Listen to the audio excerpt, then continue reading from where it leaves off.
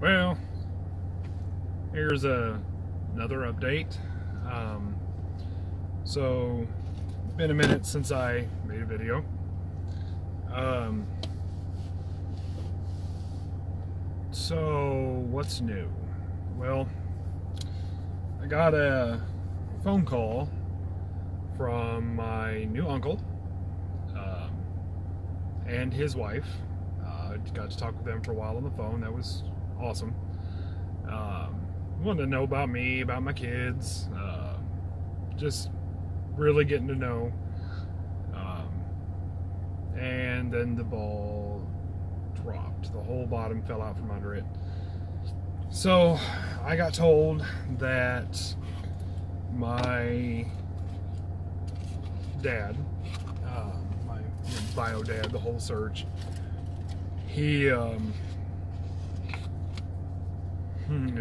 find humor when I say this, because I'm smoking a cigarette, has a diagnosis of metastatic lung cancer, and he is not doing well.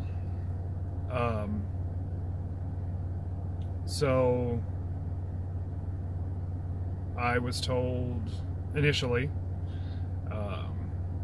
maybe it's not such a good idea, to try to meet him with everything going on. So I sat on it a few days, just kind of needing to know some information, to kind of sort through some things. And so I talked to my aunt, my mom's sister, and she told me, she said, good Lord's got a plan, and maybe this is what it is. So I said, okay. Sat on it a couple days, prayed on it a little bit, and so I called my new aunt, my dad's sister, and they told me the entire family is basically converging with this poor diagnosis to be there for him and his ex-wife and his daughters, which one's adopted and one's my sister. I guess both are my sister, but one's the half sister. So I placed the call to my aunt, and she started out the same way. She said, maybe not such a good time, with everything going on, and I understand that. He's made no effort to reach out to me. He has my number. His sister sent it to him. So, what do you do with that? So, in my last videos, for anybody that happens to be following, should you be, bored and want to stare at my ugly mug, the family talked about writing a letter to him. So, I am going to write the letter. The big difference is on November 16th, I am boarding a plane to Arizona. I'm going out for a few days to go attempt to meet him. It's going to be interesting because he's, as I said, made no effort. I don't want to say effort, it's not what it is. He's made no interest or said any interest in meeting me. So, with the family converging, basically what I'm assuming is going to boil down to them saying he's here. He flew out here for the chance to meet you. When I talked with my wife, one of her questions was, are you going to be able to deal with the fact that he may say no? And the answer to that is, yeah, I'm prepared to deal with that. He knows about me. I mean, it's been obviously a topic of discussion, but maybe being 1,700 miles apart, I'm not right there. That, and with the new diagnosis and him being sick, a little understandable. So what am I hoping for? well, I'd like the chance to meet him. I'm okay just to lay eyes on him, even if he says you're not my son. I don't want you here, and ask me to leave. I'm okay with that. I can look at him and say, well, thank you for the chance to meet you. I greatly appreciate it, and I can walk away. So the best case scenario is I get to meet him. Maybe spend a little time, get to ask him some questions, take the chance to get to know him, because this may be my only chance.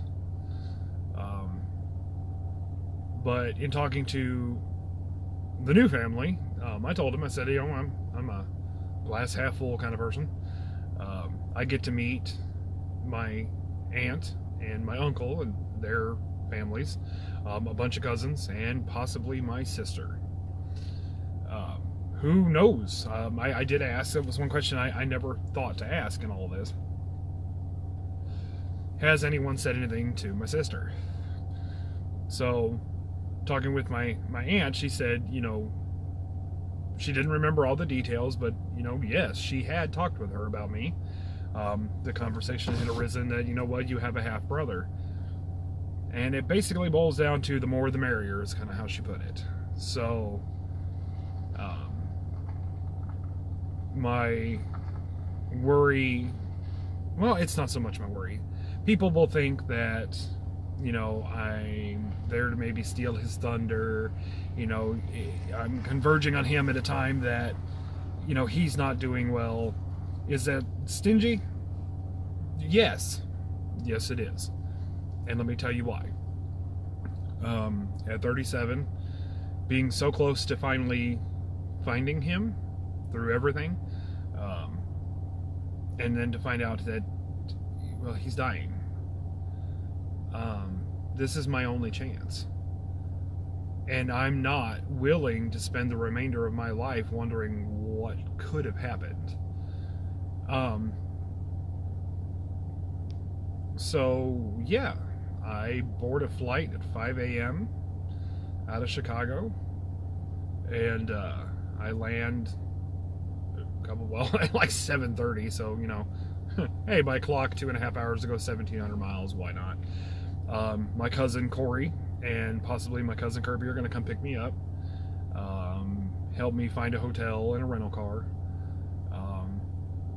spend a few days. I get to see them. I can see my Uncle Kelly, which are all on my mom's side, and then take time to meet this newfound family. So it's terrifying. The realization is I'm close. He's right there. He's going to be in the same town.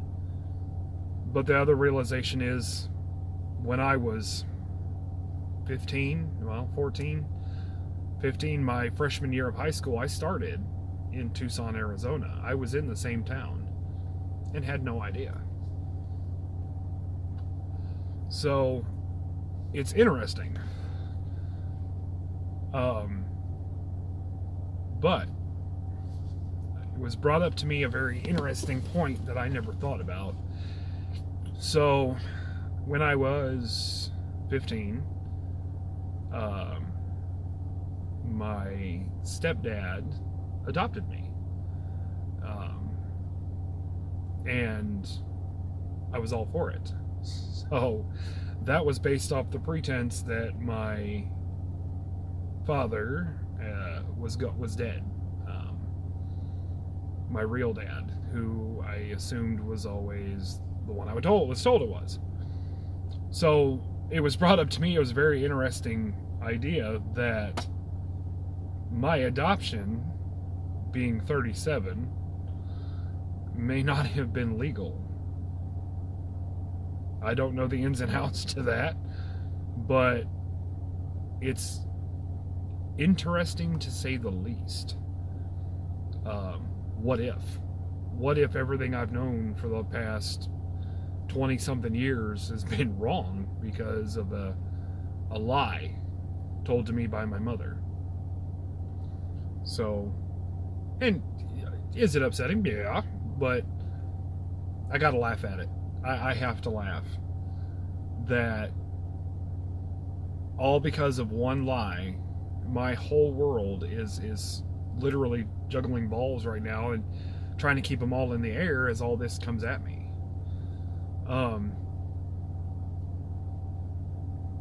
I'm supported. I talked with my wife. My kids know.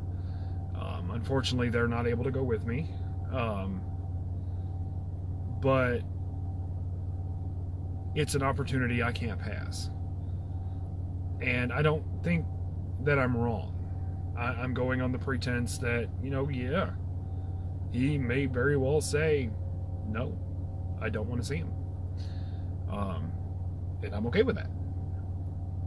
But I'm looking at it as I have the chance to meet a whole butt ton of family that wants to meet me. Like, I've gotten messages galore that they know I'm coming, and they're excited to see me, and that's a good feeling. So it's gonna be hard, and I know that. It's going to be a very uncomfortable situation, and I know that too. But if I don't do it, if I don't take this chance to go, is it really okay for me to back burner this again and lose the opportunity to have ever gotten to meet him? So to me, the answer is clear, and so I said I booked my flight. I work for an awesome company that I've been with less than a month, and they know what's going on. And I told them, I said, this is what's going on, and they gave me the time off. And I'm very excited to be working for a company that does that.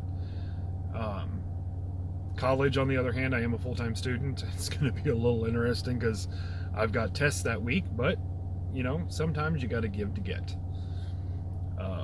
I have some really good instructors that I know will cut me some slack and allow me to make up whatever it is I would miss. But I wish I could see, you could see outside, because, we got like 8 inches of snow last night. And there's an interesting video about an airplane at O'Hare, oddly enough, sliding off the runway. And guess who's getting on the plane at O'Hare Airport? So that's got me up a little bit nervous. Just going to the airport actually has me more nervous. It's not the flight. I've flown before. It's O'Hare Airport. Good Lord, am I not looking forward to that. But yeah, I'm jumping on an opportunity that may come out to be nothing, and it may come out to be amazing, but I don't know. It's, as I said, terrifying. I'm not a person that likes the unknown. I kind of like to plan and have every detail laid out. And, I've always been that way, but now I don't have that option.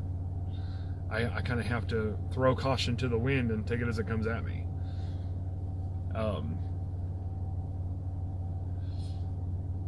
My wife is my support system. Always has been. 16 years of marriage. She is my rock. She is my better half. And unfortunately, she can't be with me because of the kids, and we can't all go. So she's a little unnerved.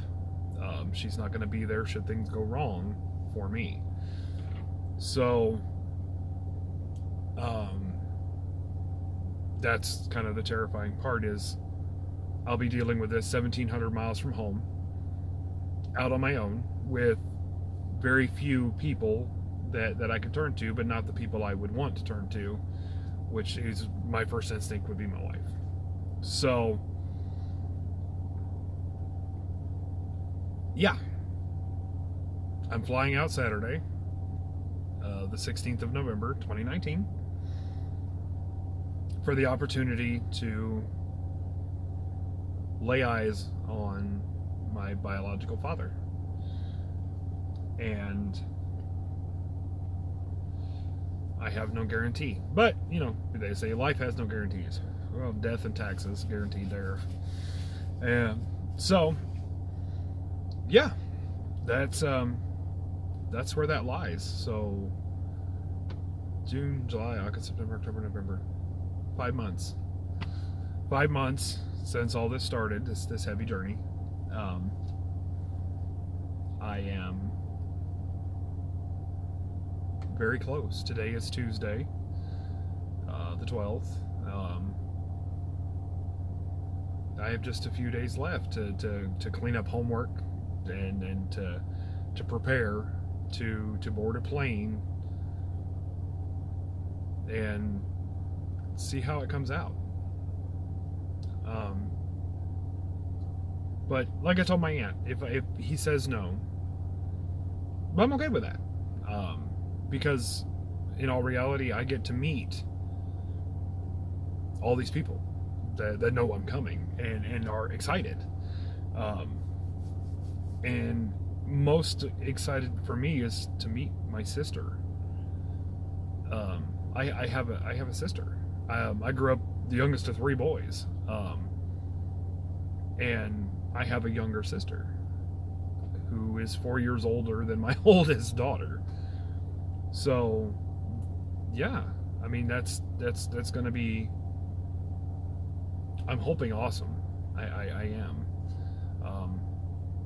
The realization is I don't know these people.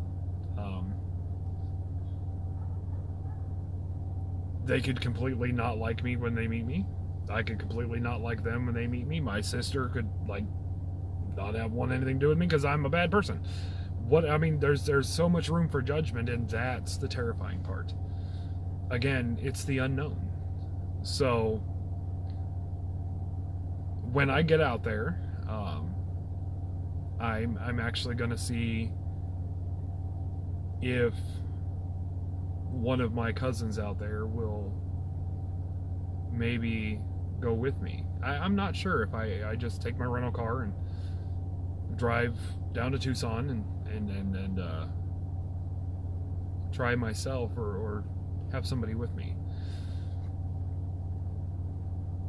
I don't know. It may not get filmed, so you know this may not ever be recorded. There's a lot of what ifs. So yeah, terrifying. But stay tuned. I will keep you posted as things come around and things happen. I said I watched, in my first video, I said I watched the stories. You know, oh, I met my biological parents and I found my biological parents, and it's great. I may not. And I don't know. So, stay tuned. We'll see how it goes. My next video will probably be from Arizona. And an update, and let you know how the 4 days that I'm out there progresses. So, see you soon.